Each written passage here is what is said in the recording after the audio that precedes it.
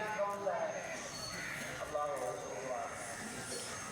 حالانکہ صحابہ کو بھی پتہ تھا کہ ذوالحجہ کے مہینے میں حج پڑھا جاتا ہے، نہ محرم میں نہ سفر میں، اور بلکہ ذوالحجہ میں ہی پڑھا جاتا ہے۔ جانتے ہیں کہ ذوالحجہ کا مہینہ ہے، پھر بھی کہتے ہیں اللہ رسول عالم، اللہ اور رسول بولتا ہے۔ پھر میرے آقا نے فرمایا کہ ایھا بلد ھذا، یہ شہر کون سا ہے؟ اب حج جو ہے وہ مدینہ میں تو ادا نہیں کیا جاتا، اور نہ ہی کسی اور شہر میں، طائف میں، ریاض میں، جدہ میں، کہیں نہیں ادا کیا جاتا، بلکہ حج تو مکہ مکرمہ میں ہی ادا کیا جاتا ہے۔ صحابہ نے یہ پوچھا ایھا بلد ھذا، میرے آقا نے پوچھا کہ ارے صحابہ یہ بتاؤ یہ شہر کون سا ہے؟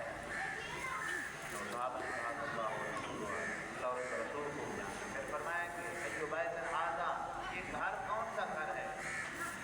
اب جس کو بتانے سے بیت اللہ کا حج کیا جاتا ہے، اللہ کے گھر کا، پھر بھی صحابہ کہتے اللہ رسول اللہ، اللہ اور رسول۔ یہ صحابہ کا مزاج تھا، اگر کوئی بات یقینی طور پر بھی انہیں معلوم ہوتی تو پھر بھی اپنی علمیت میرے آقا کے سامنے ظاہر نہیں کرتے تھے، بلکہ آج بھی کرتے ہوئے کہتے تھے کہ یا رسول اللہ، اگرچہ ہمیں معلوم ہے لیکن اللہ و رسول عالم، جو اللہ اور اس کا رسول جانتے ہیں، اس جیسے تو ہمارے پاس ہے۔